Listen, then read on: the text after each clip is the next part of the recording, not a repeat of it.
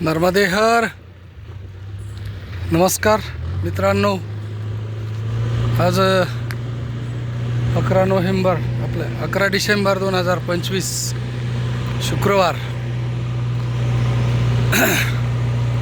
आज आमच्या परिक्रमेचा 40वा दिवस.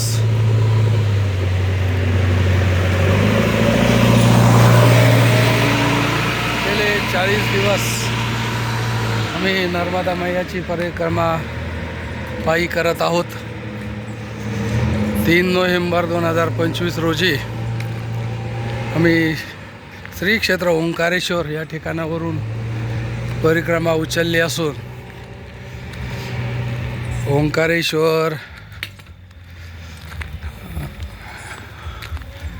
आणि पुढे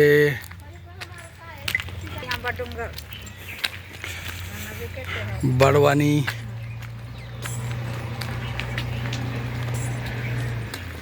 नंतर शूलपाणी डोंगरात, शूलपाणी झाडीतून 10 दिवस शूलपाणी ओलांडायला लागले.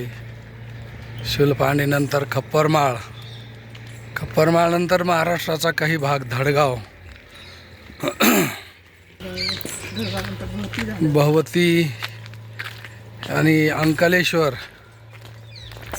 आणि पुढे गोरा कॉलनी, पुढे विंबले आपले हे होतं ना अंकलेश्वर, आणि पुढे विंबलेश्वर, आणि त्यानंतर बोटीतनं समुद्र पार करून त्या बाजूला मिठी तलाई, नंतर भरूच नंतर कुबेर भांडार, दिलवाडा, शिनोर, गरुडेश्वर, असा हा 40 दिवसाचा सुंदर प्रवास झालेला.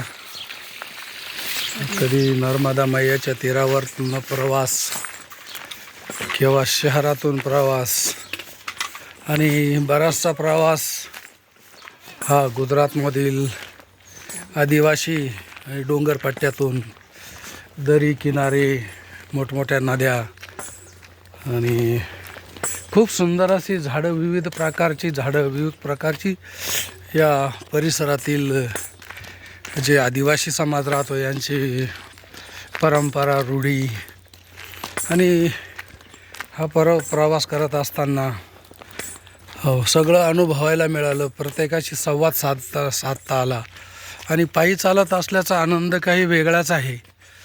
सगळं निसर्गाशी आपल्याला संवाद साधता येतो, आपण सगळं बघू शकतो.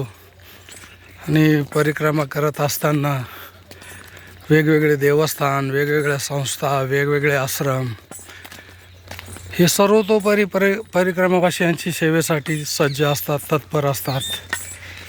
बऱ्याच ठिकाणी व्यवस्था नसते, तिथे खाजगी लोकही पण परिक्रमावाल्यांची सेवेसाठी सदावर्तसारखं साहित्य उपलब्ध करून देतात.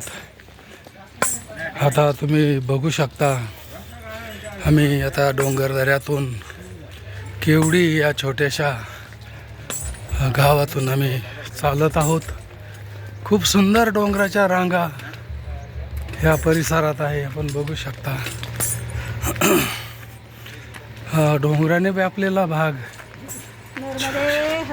छोटे छोटे रस्ते, छोटे छोटे टुमदार घरं, आणि घराच्या बाजूला ताटी, रस्त्याच्या कडेला इथून तिथून ताटी केलेली, असं शानदार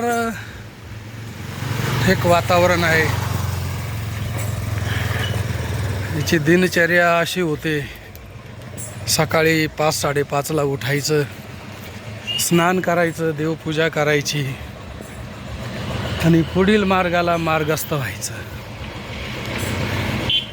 पुढे चालत असताना जिथे मिळेल तिथे बालभोग घ्यायचा, दुपारचं एखाद्या आश्रमावरती जेवण करायचं, जे मिळेल ते अन्न सेवन करायचं, जे मिळेल तो प्रसाद खायचा, आणि आपल्या मार्गाला चालू लागायचं.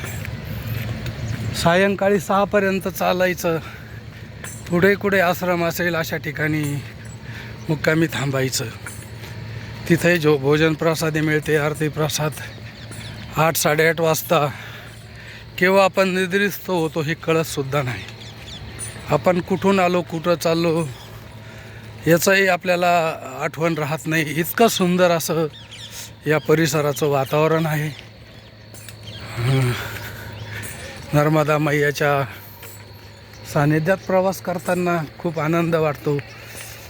आपल्याला थकवा अजिबात जाणवत नाही. नवीन ऊर्जा तयार होते सकाळी आणि आपण मैयेच्या परिक्रमेला सुरुवात करतो. आपण बघू शकता मोठमोठाले वृक्ष आहे या ठिकाणी. खूप सुंदर झाडी आहे. पूर्ण डोंगर घाटातून आता आम्ही हे परिक्रमेला चालत आहोत. निसर्गानं खूप भरभरून असं या ठिकाणी दिलेलं आहे दान.